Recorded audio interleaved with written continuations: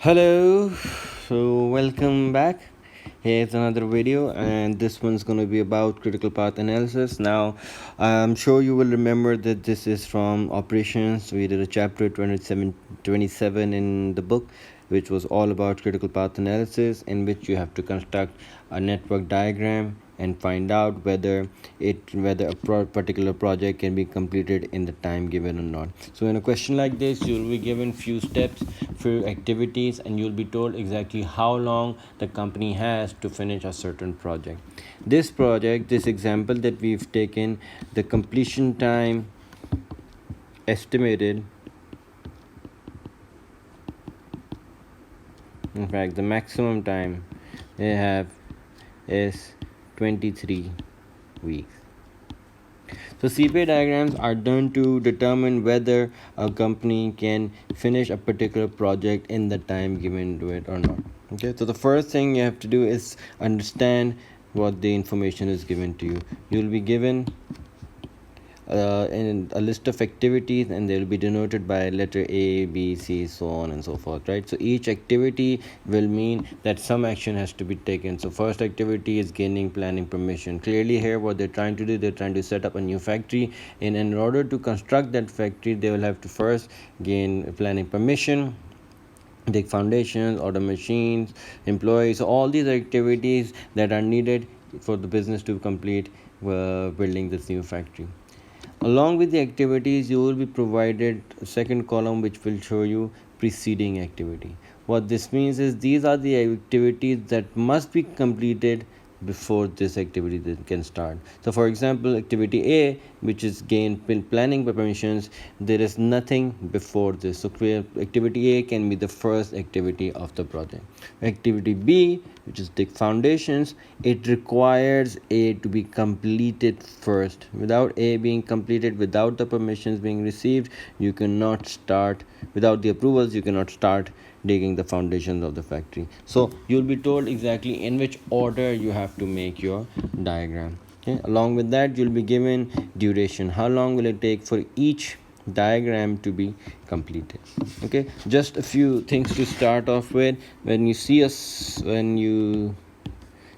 circle means a node.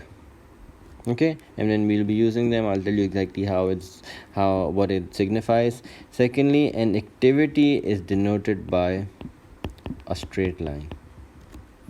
Okay, remember that the length of a line has no relation with the timing. Okay, it takes 6 weeks to complete project A, it could have a shorter line to compare to activity B, which takes only 2 weeks. So the length of the activity means nothing. It just shows the direction in which the activity is going. Okay, so don't get confused. The lines are small or large, something like that. Alright, so let's get started. We know that our first activity A, is gain planning permission. Without this, nothing can be started. So what you do is you can make a circle, right? And within the circle, always make a node like this. Alright, divide it into 3 sections, and the first one, the big semicircle, is used to denote which node it is, which step it is in the project. So the first step is starting activity A. So activity A can be started from here, activity A, and activity A takes 6 weeks to complete. Okay, so that's the first part, activity A taken care of. Now we look at activity B, which is dig foundation. Now we can see that in order to start digging foundations, you need to complete activity A first. A node signifies 2 things. It signifies that an activity is starting, and also then when an activity is ending. So in order to show that activity A has ended and for activity E to begin, we first need to make another node. So make another node like this. Okay, and that would also mean that would mean A has ended here and B can start from here. So the second step would be making sure that the planning permissions have been received and the digging of foundations can start. So from here I can start with activity B, which takes 2 weeks. Okay, so activity B is also taken care of. Then activity C also requires A to be completed. So we know that A started from here and it ended at node number 2. So C can also start where B begins. So all we need to do is just draw another line from here and show that C has started. So C, which takes 6 weeks, can also start at the same time as B has started. Okay, so that takes care of C. D also requires A to be completed before it can begin. As we know, A ended here, D can also start from here. So as always, a line is used to signify an activity, activity D, which will take 5 weeks to complete. Okay, so the first 4 are done. Activity E requires only activity B to be finished, so which is build and erect walls. You can only build a wall like Mr. Trump. So you can only build the wall once the foundations have been laid. So we know that in order to show that B has ended, we make another node. So make a node like this.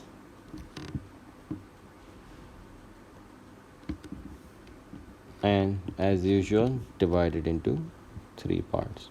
So this becomes the third activity, which means you can start third step, which shows the activity E can start from here, which will take 8 weeks. Okay, so with that we can check off activity E, the building of walls. When we move on to activity F, which is fitting roof, it can only be done once the walls have been erected. So activity F can only be done once activity E has been completed. So as usual, we make a node which signifies that activity E is completed and activity F can start from here. So F starts from here, and we can divide our circle node into 3 sides and make this the 4th step in the project. F takes 3 weeks to complete. F is done. Now this gets interesting. Now some of the activities will require 2 preceding activities to be completed before the next one can be started. So for activity G, as we can see, which is fitting machines, for G to happen, C and F, which is ordering machines and fitting of roof. Once those 2 activities have been completed, we can start with fitting the machines. So C and F both must end before G can begin. So as usual, we will need to show that F has ended. That can be done here, but also show that activity C is also done. So simply take activity C, which started at 2nd node, and take it all the way to the new node, which is node 5 here, and G can start from here, and G will take another 2 weeks to complete.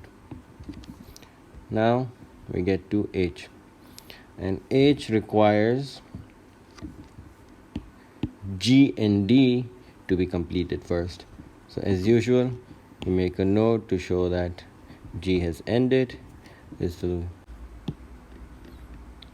And also extend the line of D all the way to also end at the same time as G. And you can show that activity H begins from here, which will take 1 week, and the node can be divided into 3 sides. This is the 6th step in completion of the project. Okay, since A had started, it has to be finished before the whole project can be completed. So activity H should also start from here, and you can divide it into 3 sides as we do. The 7th thing is completion of activity H. So that's the entire diagram. Now this is only half the part. You will also have to calculate 2 things. The first thing, is called earliest start time, also known as simply EST. Okay, and latest finish time, also called LFT. Now these two figures are basically the two halves of the node that just created. So let me just highlight that for you. LFT would be these blue ones here, the bottom right half of the node.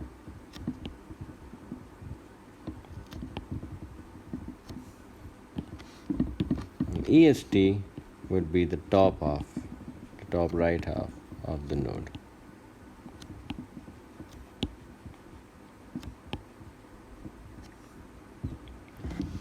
Okay, so there's a process to follow when you're calculating these ESTs and LFTs, and they're just 4 and 5 simple steps. If you follow them, you'll be able to calculate it every time. Okay, the thing to remember about these nodes are the first node, this one here, the EST and LFT will always be 0. So straight away you can write 0 and 0. So the next part, you'll have to calculate EST for node number 2. The first rule of calculating EST is you go from left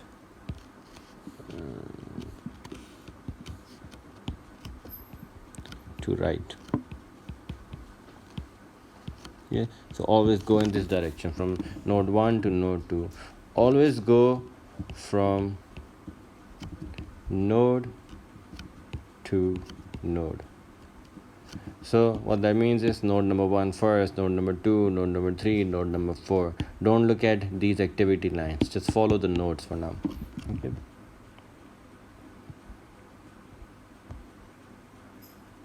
Third step, you take the EST from the previous node and you add the duration of the activity.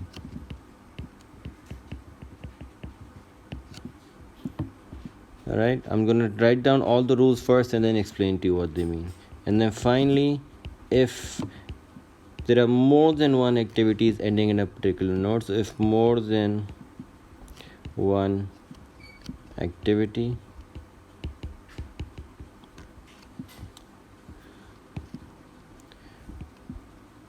choose the higher value.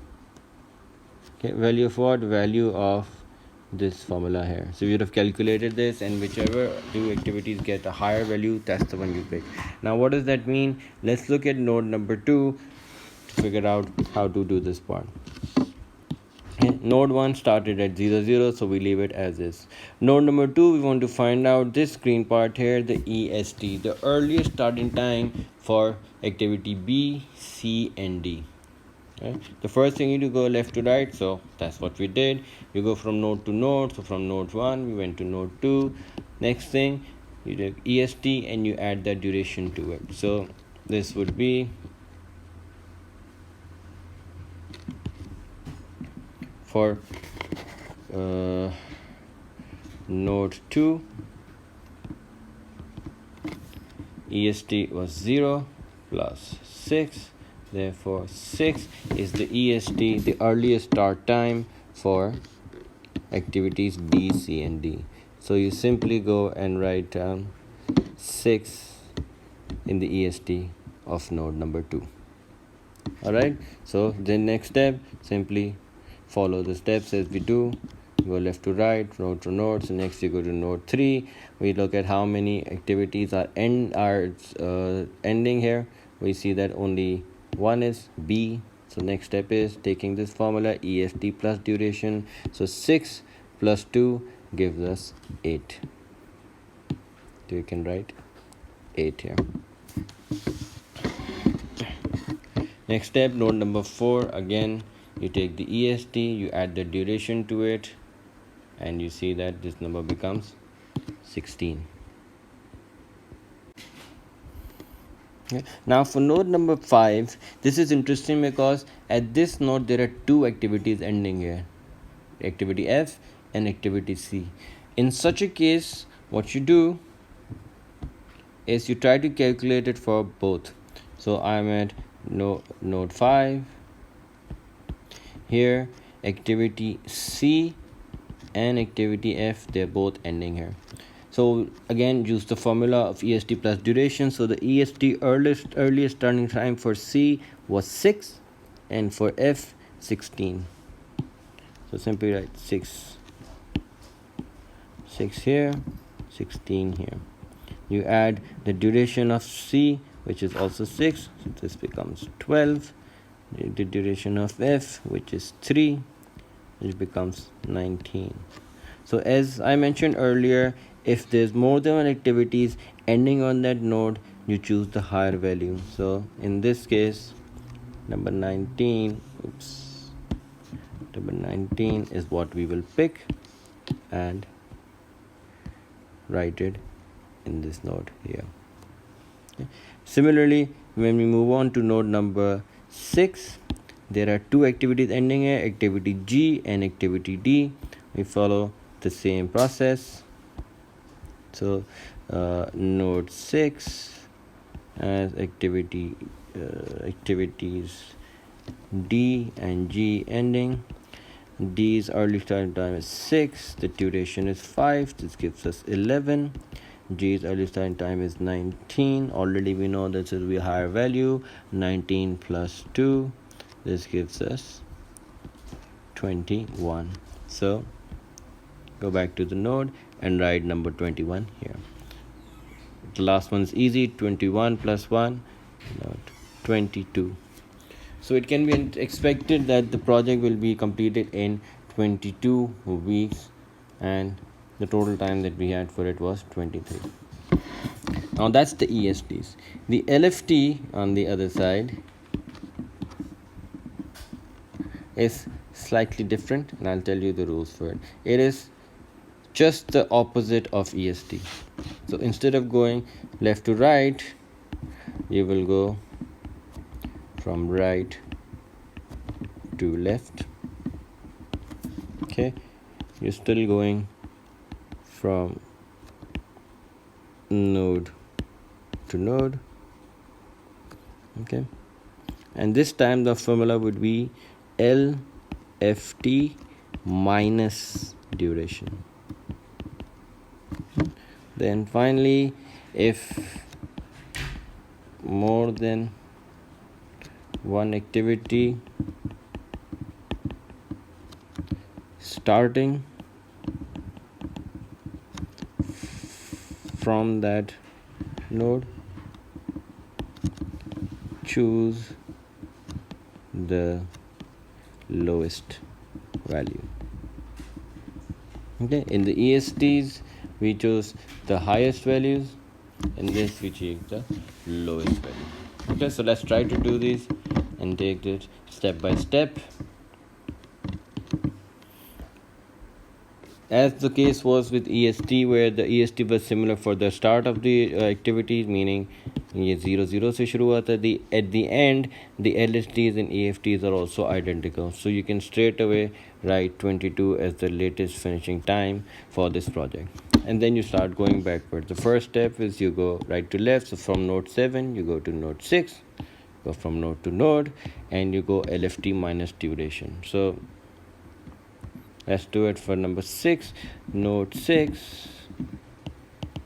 The LFT was 22 minus 1 gives us 21. So straightforward, we can write number 21 over here. Then we go from node 6 to node 5. Here there's only one activity starting, so 21 minus 2, this will become 19. You go backwards, 19 minus 3, 16.